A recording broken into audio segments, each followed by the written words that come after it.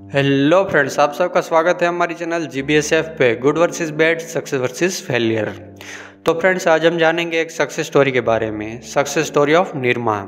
जब हम निरमा का नाम सुनते हैं तो हमारे दिमाग में एक ही एडवर्टाइजमेंट सुनाई देती है, सबकी पसंद निरमा। निरमा आज जो कुछ भी है वो करसन भाई पटेल की सोच और मेहनत का परिणाम है। एक दिन था जब भारत में डिटर्जेंट जैसी चीज़ें बहुत ही कम कंपनियां बनाया करती थी, जैसे कि हिंदुस्तान यूनिलीवर वगैरह।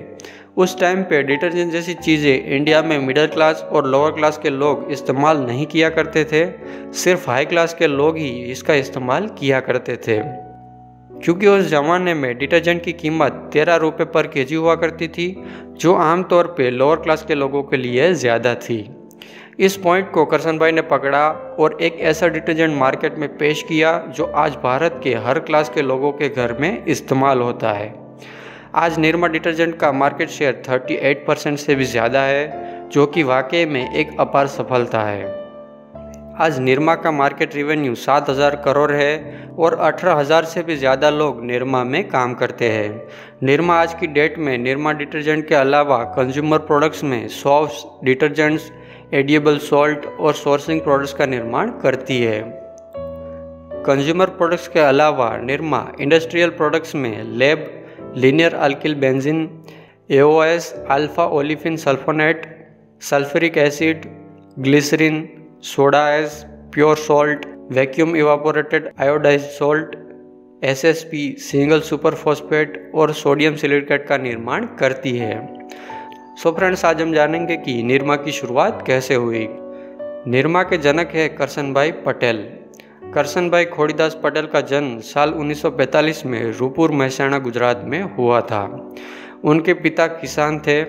उन्होंने 21 साल की उम्र में BSc इन केमिस्ट्री कंप्लीट कर लिया था। शुरुआत में वो न्यू कॉटन मिल्स की लैब में एज ए लैब टेक्नीशियन काम किया करते थे। वहाँ पे कुछ समय काम करने के बाद वो geology and mining department of state government में काम करने लगे। उनके दिमाग में हमेशा ही एक अच्छी बिजनेस अपॉर्चुनिटी की तलाश रहती थी।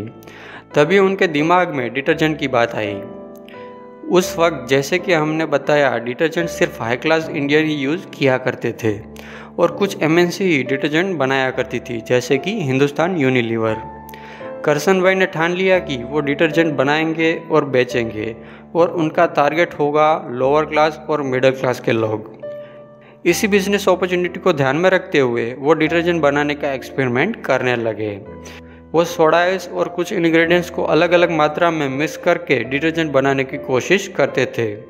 काफ़ी दिनों तक चले एक्सपेरिमेंट्स में वो एक दिन सफल हो गए।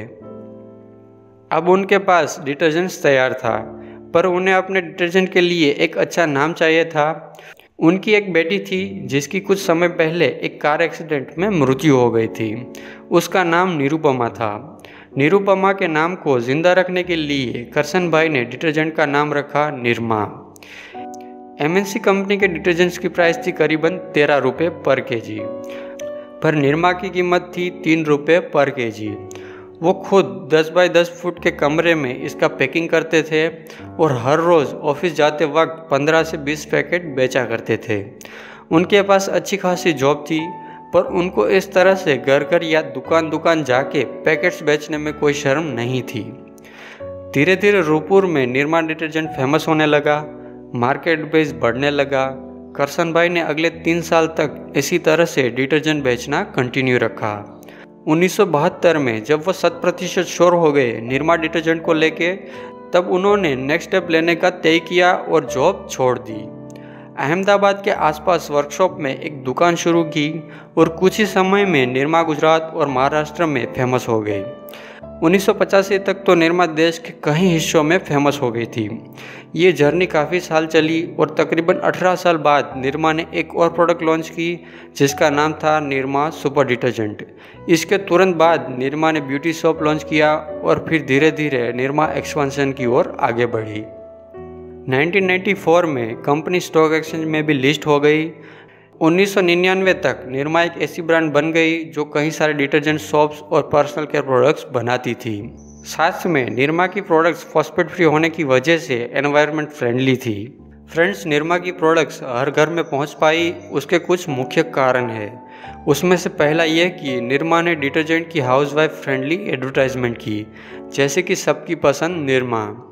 इसके अलावा निरमा की क्वालिटी बहुत अच्छी थी और उसके सामने प्राइस एकदम रिजनेबल। आज की डेट में निरमा और निमा, जो कि निरमा की पैरेलल ब्रांड है, इन दोनों के मिलकर करीबन 2500 डिस्ट्रीब्यूटर्स है और करीबन 2 मिलियन रिटेल आउटलेट है। और आज की डेट में निरमा के करीबन 40 मिलियन कंज्यूमर है। अक्सर एमएनसी ब्रांड्स पहले देश के प्रीमियम मार्केट को टारगेट करती है, प्रीमियम हाई क्लास चीज़ें मार्केट में पेश करती है और बाद में उसी तरह की कम दाम वाली चीज़ें लोअर और मिडिल क्लास के लिए मार्केट में लाती है, जिससे उनकी प्रोडक्ट तीनों क्लास के बीच बिक पाती है। पर निरमा ने इसका एकदम उल्टा किया।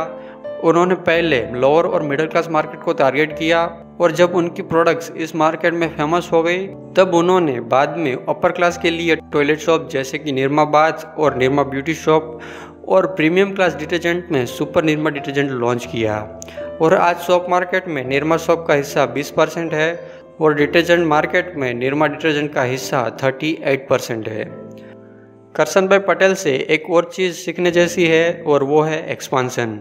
करसन भाई ने निरमा ब्रांड का एक्सपांसन करते हुए सन 1995 में अहमदाबाद में निरमा इंस्टीट्यूट ऑफ टेक्नोलॉजी की शुरुआत की, जो आगे चलकर एक सक्सेसफुल इंजीनियरिंग कॉलेज बन गई।